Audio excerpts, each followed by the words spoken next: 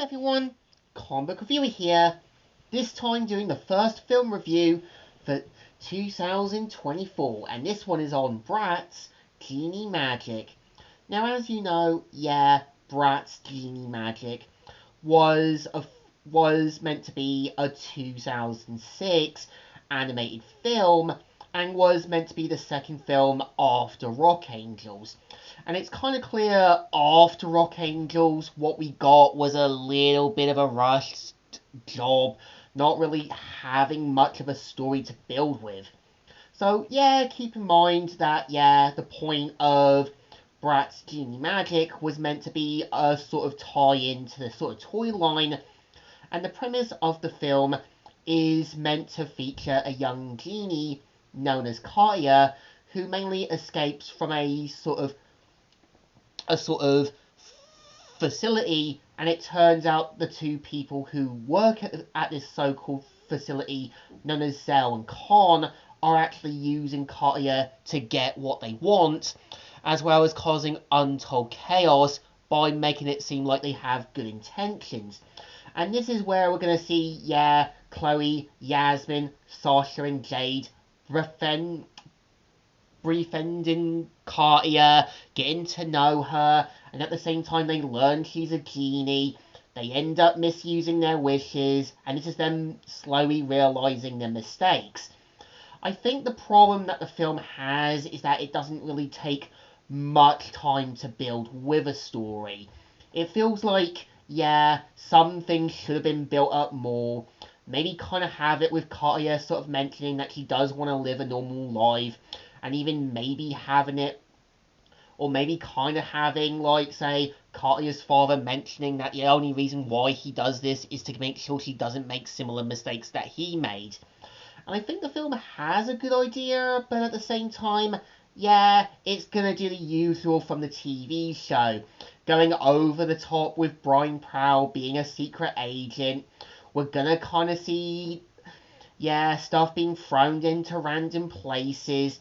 And I think it's interesting how, this is the second time in After Rock Angels where we would see the original voice cast, like, having, say, Lucy Shelbert as well as Kelsey Kudo voicing Christian Casey, also having Olivia Hawke voice Chloe, also Donnie Quinn voicing Yasmin, and you can really tell there was a lot more time to be put with the original cast, as I feel like, when the second season of Bratz and Fashion Pixies came, it was clear that it being done in Canada was a really quick and sort of cheaper job.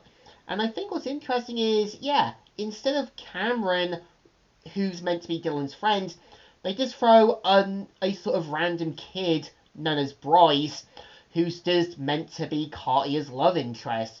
The problem with Bryce's character is that he's just thrown in as a plot device for Katia to patch things with her father, which is there, but at the same time should have been handled a lot more.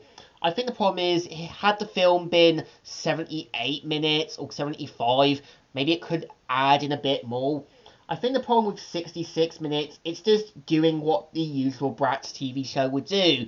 They would kind of throw in a big sort of 2 or 3 part story.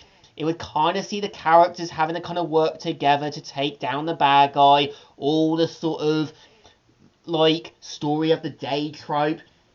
And I feel like, Rock's Angels was more the pilot. I do believe that Genie Magic might have been planned for episodes. Maybe they were. Maybe they had intentions to do it, but were just told, no, we want to make this into a sort of second film. We want this done by the deadline. We don't want any more episodes from the TV show. So I think, in my opinion, Genie Magic does feel like it really wasted a wish on the bottle.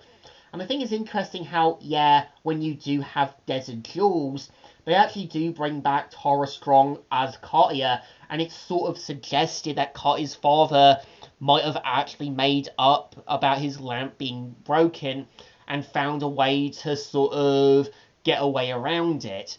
But I think the film definitely deserves thumbs in the middle. It's kind of okay, kind of alright, but I think the only real Genie magic I would go back to is the one from Aladdin. So, Comic Reviewer here, signing out.